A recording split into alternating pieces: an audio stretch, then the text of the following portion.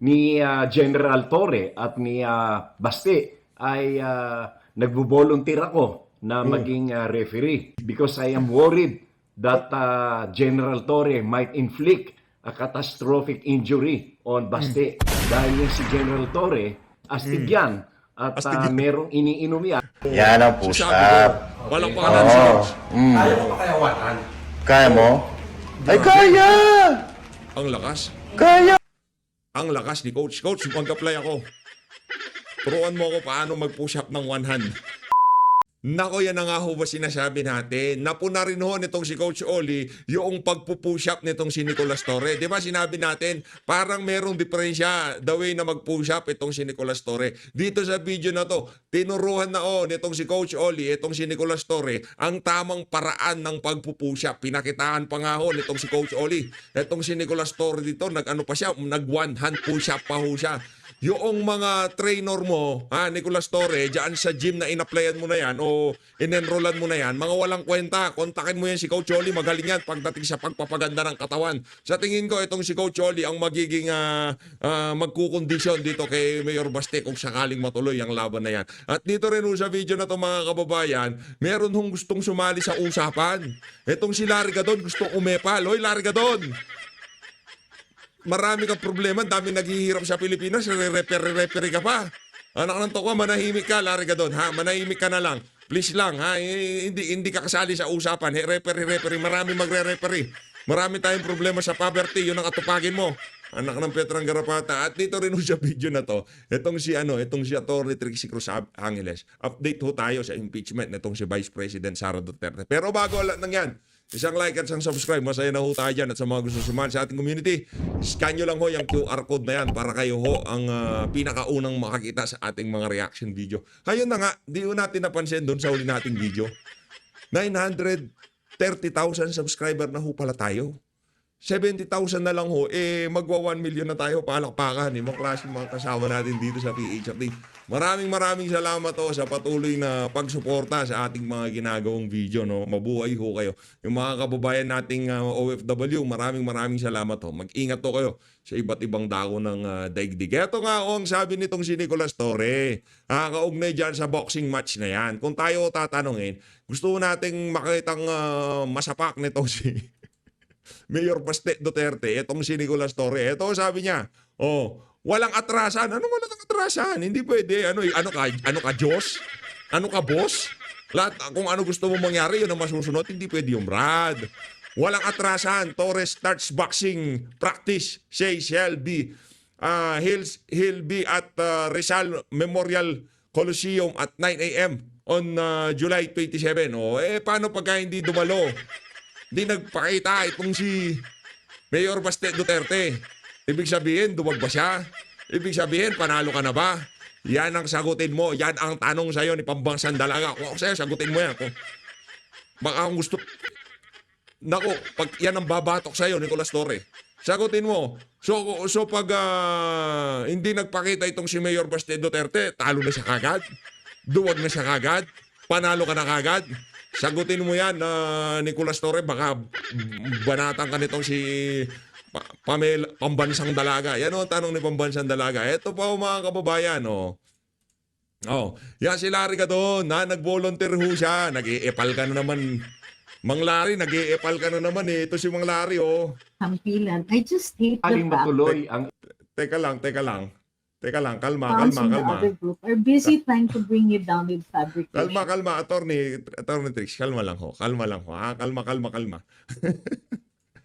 Nagulo yung setup natin biglang gulo-gulo na kagad Ito si Larry Gadon, mamaya na ho yan.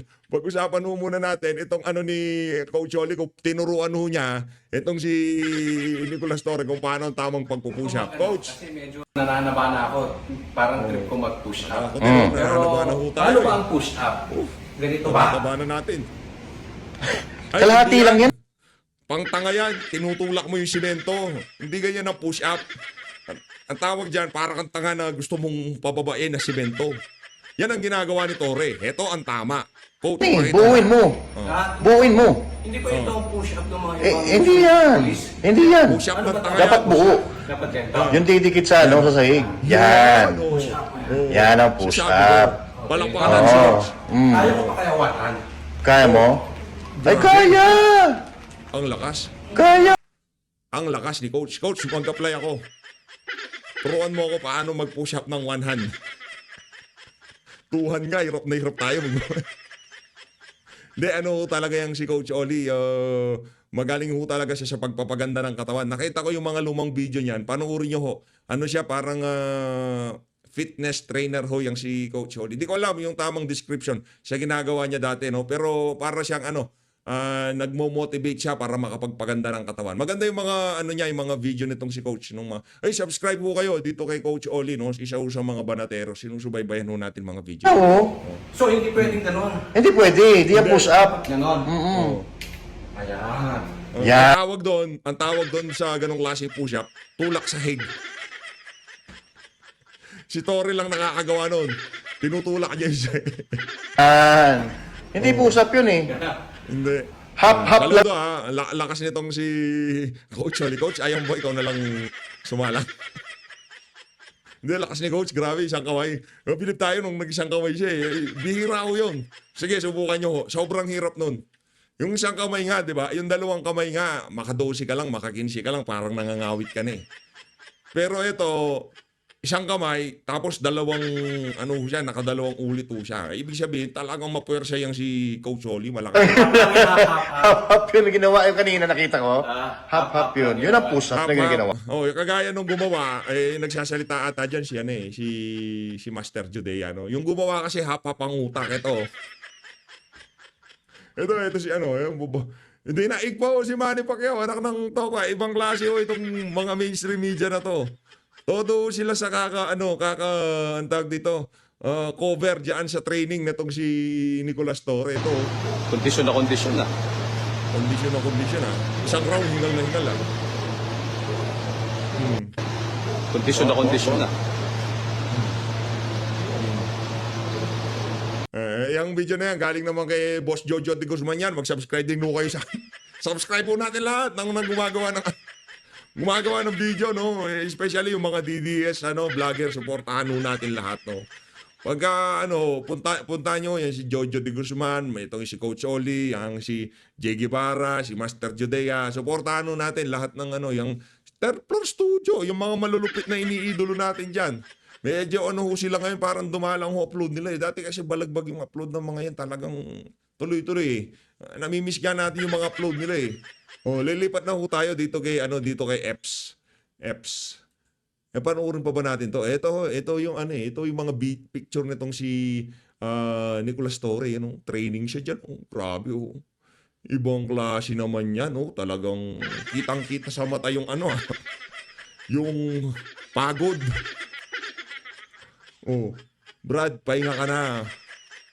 Si Manny nga, papahinga na eh. Yun, may training yun. Lagi tumatakbo yun. Grabe naman yan. Depth si Roll, si Ipo, no? Yun.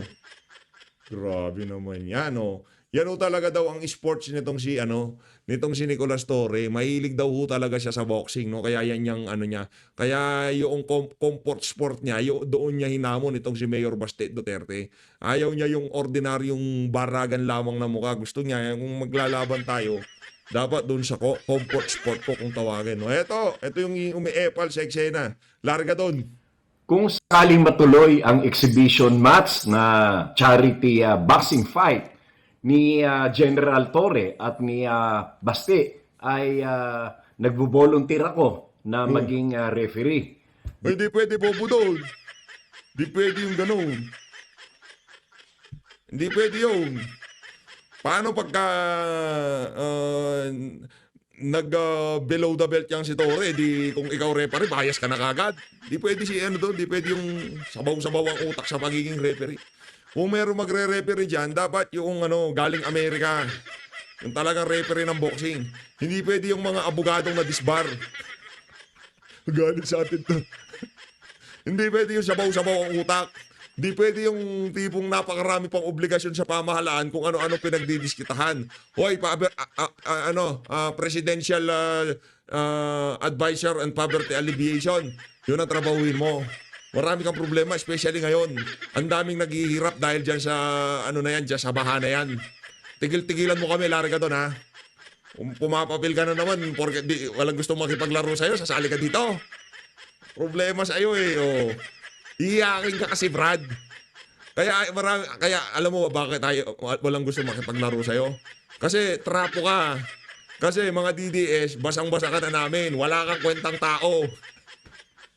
Galit na si Larry G. Because I am worried that General Torre might inflict a catastrophic injury on Baste. Dahil yan si General Torre, astig yan. At Astig yan. merong iniinom yan Ano? na energy drink. Coffee. Ito, binigyan nga niya ako eh. Itong coffee na ito ay talagang energy drink ito. At Wow. kapag ka nakainom ka Anong flavor niyan? Pulburon? Anong flavor? Pulburon flavor? Coffee pulburon. nito ay talagang astig. Astig na astig. At Ito, astig. talagang malakas na malakas ang katawan mo. Kaya Wow. ako ay nagwo-worry dyan kay General Torre. Baka ma-carried away siya. At masobrahan ang pagsusuntok niya kay Baste. At ayoko naman na magkaroon ng serious injury dyan. Dahil na ito naman ay isang sports game lamang. At maganda nga ang layunin ni General Torre. Anong nagtawa? Grabe ka naman, Brad. Si Mayor Baste, hindi naman siya laki. Kumbaga, ang laban na to, parehas tayong may espada. Parehas tayong may kamao. Parehas tayong Ang tawa, huwag naman sabihin na panalo ka agad yan si General Torre. Nakita mo naman yung mga training niya. 1 round pa lang, hingal na yung mama, di ba? Oh. Torre astig na ito ay gawing charity fight. Kaya ako ay willing ako mag-volunteer na referee upang mabilis kumaawat sa kasakali mang magkaroon na ng talagang sakitan. Kaya ako ay mag-volunteer. Referee Larry Gadon. Di pwede, Brad. Di pwedeng 80-80 doon. Pagka 80-80 ka, di ka pwedeng maging Yun ang pinakamasakit. Yung 50-50, di ba, sa hospital. Naku, yari tayo dyan, 50-50 na siya. Kaya ganyan mga doktor, titignan nila resulta ng laboratorio. Naku, 50-50 na ho ito. Di ba, gaganon sila. Kakamot, iiyakan na dyan, no? Pero itong si Larry G, ito ho, pagka nag-50-50 kayo, may pag-asa pa kayo. Pero pagka nag-80-80 kayo, wala na. Ika nga, finish na kayo. Yan si Larry G, 80-80 na ho yan. 80-80, ika nga, gumaganyan pa yan. 80-80, gumaganon pa ho yan. Oh, hindi ka pwedeng maging Brad, hindi ka pwedeng maging tag dito. Hindi ka pwedeng referee, ha? Huwag ka matakot. Ito nga ang magiging trainer, conditioner na itong si conditioning coach ni Mayor Baste, itong si Coach Holly. Nakita mo naman, Brad. Ikaw nga, baka isang push-up nga lang, di mo yung chan mo, malaki pa sa'yo. Baka magalit na din si Larry G sa atin. Sabihin niya, sumusobro ka naman, PH. Eto, punta na po tayo kay Atty. Trixie Cruz Angeles. Buti pa dito, kung pagka si Torre pinakinggan natin, wala tayong puro 80-80 yun eh. Worse pa sa 50-50 yun. Pagka yang si tawag dito, yang si Torre, ay yang si, pangalan nito, yang si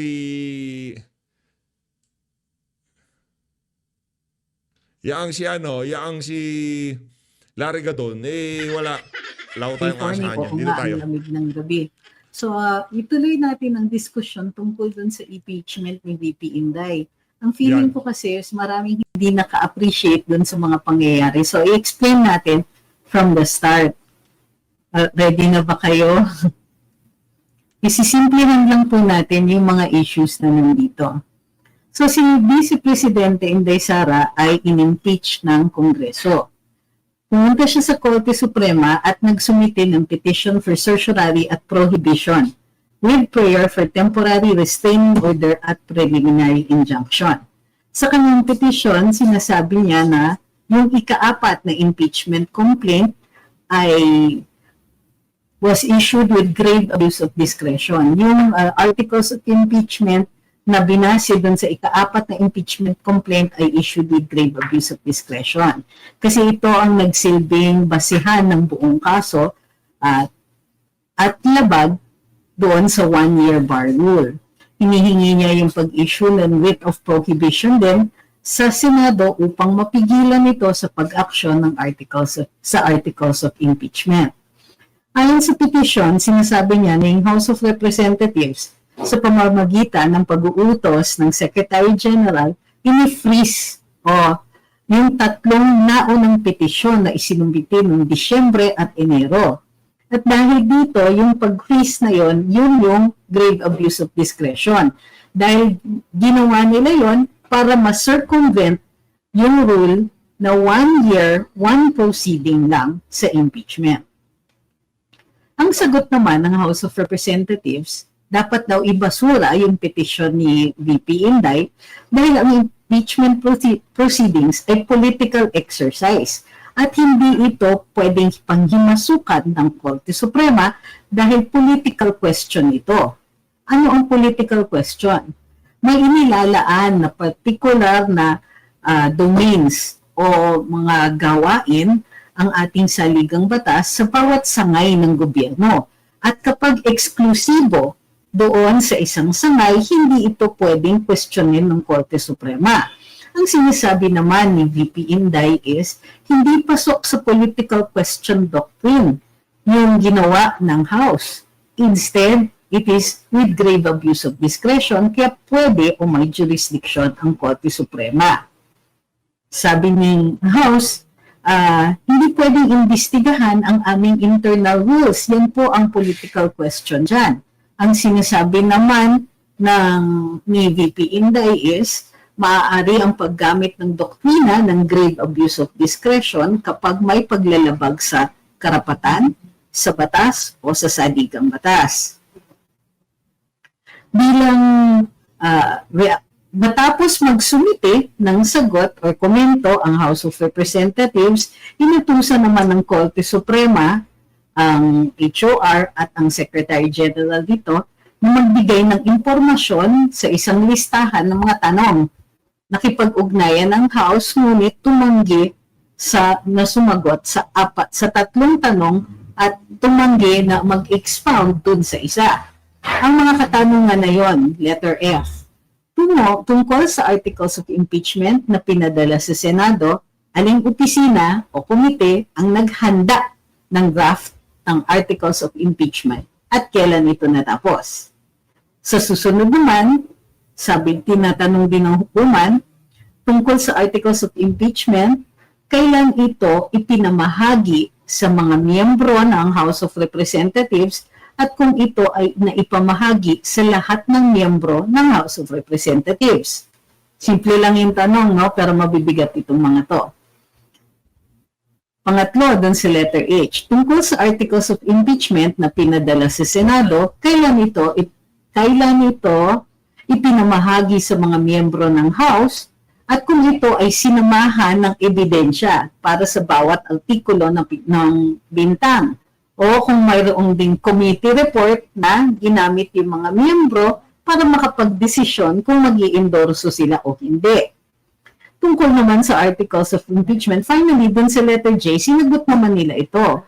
Pero ang sinasabi nila ay, dun sa letter J kasi, kung bawat miyembro ng House daw ay nagkaroon ng sapat na oras upang basahin ang mga paratang, at yung mga ebidensyang kaakibat nito bago mabigay ng pagsasang-ayon.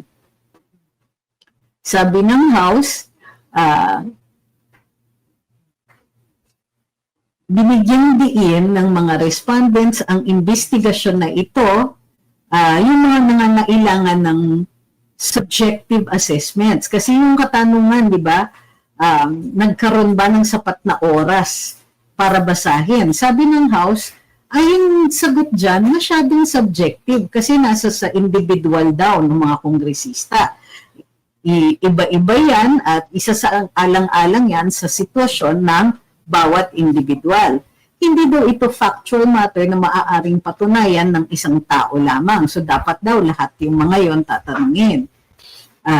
Ngunit nagpadala naman daw sila ng kopya ng verification na nagsasabi doon na sila ay sumusumpa na nabasa nila at naintindihan nila yung nakasaad sa reklamo o sa articles of impeachment at nag-attest sila na ito ay totoo sa makakayanan ng kanilang kaalaman. So, ano yung pinaka issue dito? Hindi lang po ito hindi lang po ito kung may grave abuse of discretion o wala, kung political question ito o wala. May isa pang provision doon na sinagot naman ng House at medyo nagulat ako. Pero totoo. Ang sinasabi ni tinanong kasi ng hukuman, ilang araw? Kailan final yung unang tatlong articles of impeachment, yung unang tatlong reklamo at ilan ng session days na lumampas? Ang sabi ng House, doon sa una, yun ang Disyembre pa, ano lang daw, 10, take note, 10 session days lang daw. At yung iba, 5 session days at yung isa parang ilang session days lang. Sabi nila, bakit, pero tinignan ko, bakit sasabihin nila 10 session days lang yun? Yung pala, maaaring ang isang session day ay 4 o 5 o higit pa ng mga calendar days. Sabi ng tinignan ko yung rules at mukhang totoo kahit nung 1935 Constitution, minsan ang isang session day ay lumalampas sa ilang oras. So let's say ang session ay nag-umpisa ng alas 4 ng hapon. Pero lampas alas 12 na, hindi pa sila tapos, fini-freeze nila yung relo. Nang sa gayon, nagmumukhang same day pa rin yung diskusyon. Dito, ang nasabi ng House, nagsuspindi sila ng session. At pag sinususpindi yung session, hindi pa tapos yung session day na yon. So kung kunwari, the next day, sasabihin lang ng speaker o ng presiding officer, babang niya yung gavel niya at sasabihin niya, session is resumed. Ibig sabihin, isa lang yung session day kahit 5 calendar days na ang nakaraan. So, ang haba-haba ng ilang mga session days noong Disyembre hanggang Pebrero, kung saan finally nag-decide sila dun sa ika-4 na impeachment complaint. Bakit natin tinatalakay ito ngayon? Ang daming ibang nangyayari. May mga pa-boxing-boxing pa tayo naririnig dyan. Well, kasi parang feeling ko, hindi talaga na-appreciate ito. Maganda ang kaso na hinain ng ating Vice Presidente. Kaya hindi tayo magugulat na ang Korte Suprema ay nag-require ng komento at nag-require na sumagot sa ilang katanungan ang Kamara de Representantes. So, para sa akin, it's very important na pagtuunan natin ito ng pansin kasi sa totoo lang, maaari na kahit sa Supreme Court ay ma-resolba ito. Kung sakasakali mag-issue ang Korte Suprema na may finding sila na may grave abuse of discretion dito, hindi na matutuloy ang impeachment complaint. Nako, yare. Oh, yun na nga ba sinasabi natin? So, katakataka din kung ano yung mga katanungan na hindi sinagot. O halimbawa, anong opisina o komite ang nag-prepare ng impeachment articles? Bakit ayaw nilang sagutin ito? Tinatanong lang naman pwede naman nilang sabihin na yung staff, dineputize namin, sinabi namin dun sa mga staff, o i-draft nyo na base dun sa final ng House mismo na impeachment complaint. Iko-convert lang naman yung impeachment complaint into the articles of impeachment as far as the 4th impeachment complaint is concerned. So, dun sa tinatanong din sa letter G, kung na-circulate yung articles of impeachment sa mga miyembro ng Kamara de Representantes, lahat ba sila nakakita? In other words, tinatanong ng court, nabasa niyo ba talaga? Inikot ba yan sa inyo? Ganong karaming oras ang nilaan sa inyo? Mayroon bang ebidensya yan? Nakakabit ba yung ebidensya niyan? Ganong katagal ang pag-aaral ninyo, pagsisiyasat ninyo ng mga ito bago kayo gumawa ng desisyon. So, ayaw sagutin yan ng Kongreso. Ano ba naman kahit sabihin nila, 2 oras, nakita ko naman, maliwanag naman, base dun sa 2 oras na yun, kitang-kita naman may kasalanan tong si Inday. Pwede naman nilang sabihin ng ganon, pero hindi nila sinasabi yon. Kasi siguro kinakabahan sila, nalilitaw na mayroon ng grave abuse of discretion kung ang haba-haba ng mga ang dami-daming nirereklamo, pero wala naman palang ebidensya at wala naman pagkakataon na i-discuss o makita kung ano nga ang assertions na sinasabi nilang totoo.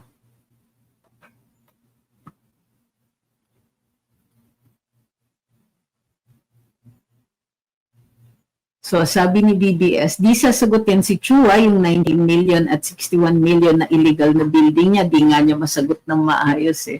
I'm pretty sure na mayroon naman silang mga kasagutan dito. Kaya lang, yun nga, ang feeling ko talagang magkakaroon ng may issue talaga dahil hindi nila, masyadong malawak yung sagot nila dun sa umpisa, dun sa kanilang komento.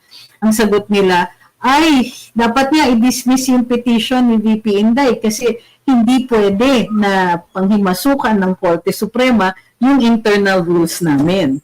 That's where they are wrong. Kasi sinasabi ng saligang batas at ng jurisprudence, ni sinasabi ng Korte Suprema is that pwede. Kasi nga, nung nagbago ang ating saligang batas, 1987, sa totoo lang, sinabi ng Korte Suprema, wala ng political question doctrine except when it pertains solely to the exclusive jurisdictions of each of the branches of government.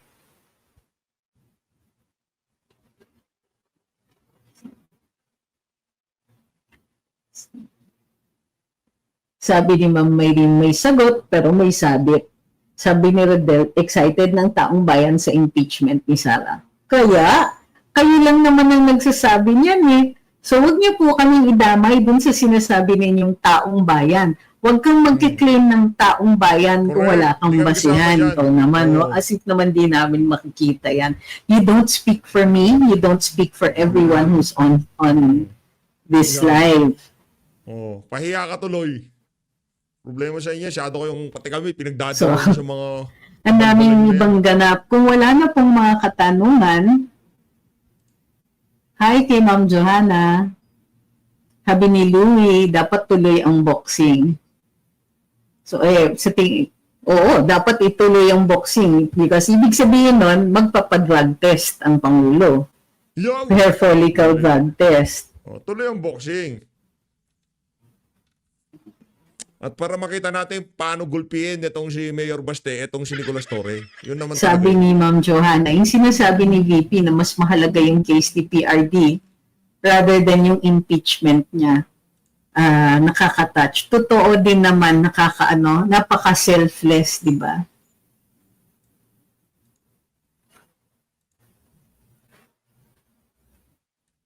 Kanina si Valeriano nagpa-interview na naman sa bilyonaryo, wala daw nag-utos sa privilege speech niya against VP. Naku, kaaga-aga may mga privilege speech pa laban kay VP Inday. Ay nako.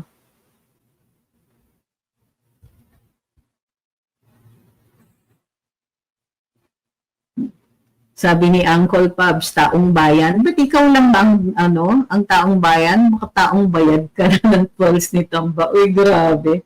Hi kay Cha. Buenas noches kay Strikers.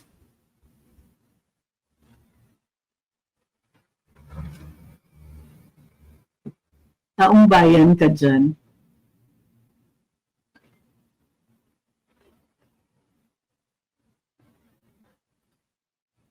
Sabi ni Ma'am Tina, what are the consequences if magmatigas ang HOR sa SE ngayon?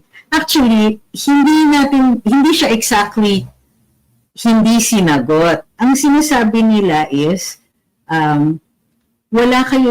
Supreme Court, wala kayong jurisdiction doon sa mga matters na yon.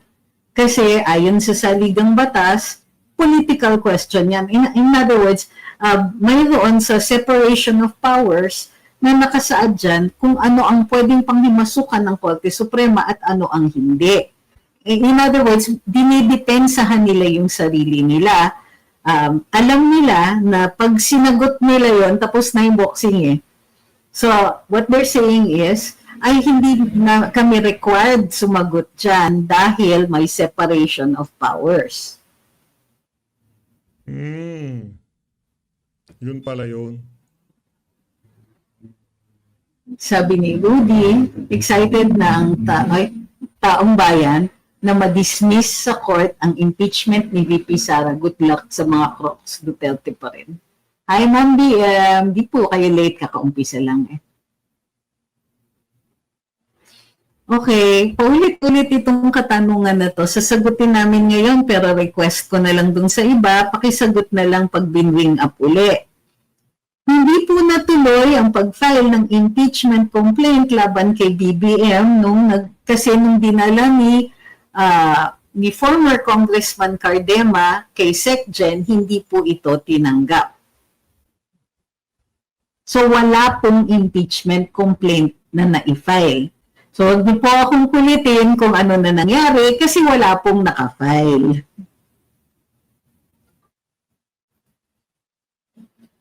Can the Supreme Court insist on the procedure of how the House did in...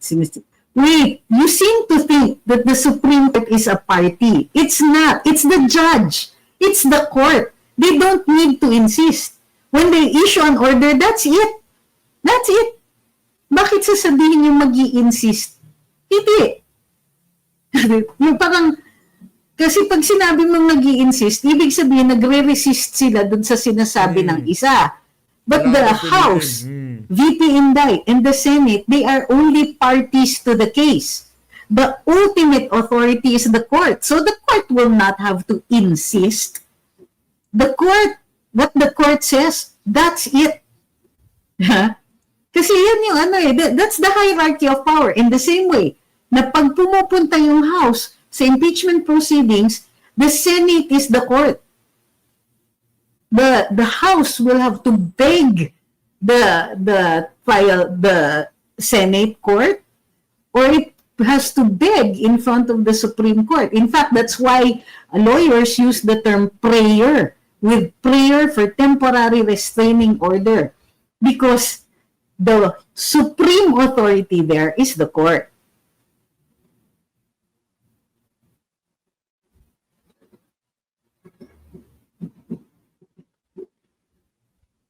Sabi ni Pumpkin Spice, karamihan sa mga congressman walang alam sa batas. I think it holds true anywhere naman. Nakakairita lang because the people who make our laws, they can rely naman on the advice of lawyers. Unfortunately, minsan sila yung insistent.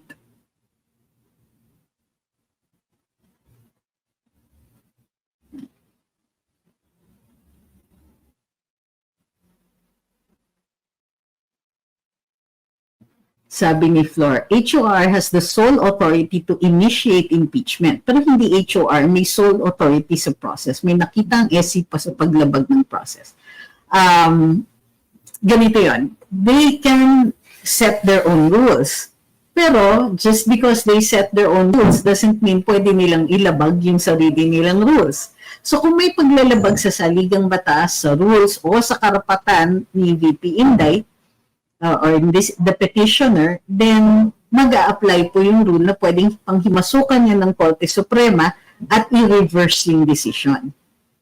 So that's what, when you say grave abuse of discretion, ang hinihiling mo sa hukuman is ipawalang bisa yung decision that was made with grave abuse of discretion.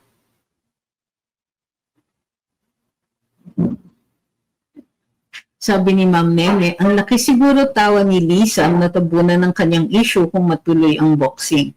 Ma'am, I don't think that any strategy will make people forget something that big. May namatay eh. Diba? And hindi pa po tapos yung kaso. So that will eventually and ultimately become... Sa ayaw sa gusto nitong si Lisa, mapag-uusapan at mapag-uusapan yan. Matutulog siya sandali, lalabas na naman maya-maya. Ganyan lang ho yan mga kababayan. Huwag ko kayong mag-worry. Yeah. At case. well, it is already a case for investigation. Hi kay Jonathan.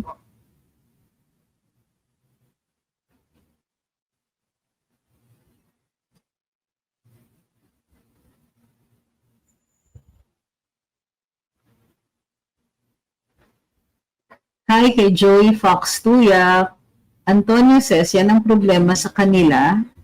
Lagi na lang nilang sinasabi na taong bayan ang gusto sa impeachment ni VP Sara. Tandaan natin, mahigit 200 na congressman na pumirma kapalit ang pera, tapos ang mga alipores nilang mga bayaran, tapos sabihin nilang taong bayan ng mga walang hiya. Sabi, if so, then there is a high probability. Mga kababayan, kung gusto nyo mas maintindihan niya ang pinapaliwanag na yan, itong si Atty. Trixie Cruz Angeles, suportahan din ho natin siya, no? Punta lang ho kayo dyan sa Luminous by Atty. Trixie Cruz Angeles YT. Maraming salamat ho mga kababayan. Mag-ingat po kayo lahat. Grabe, 70,000 subscriber na lang, mag-1 million na ho tayo. Maraming salamat ho mga kababayan. Mabuhay. Maraming salamat ho.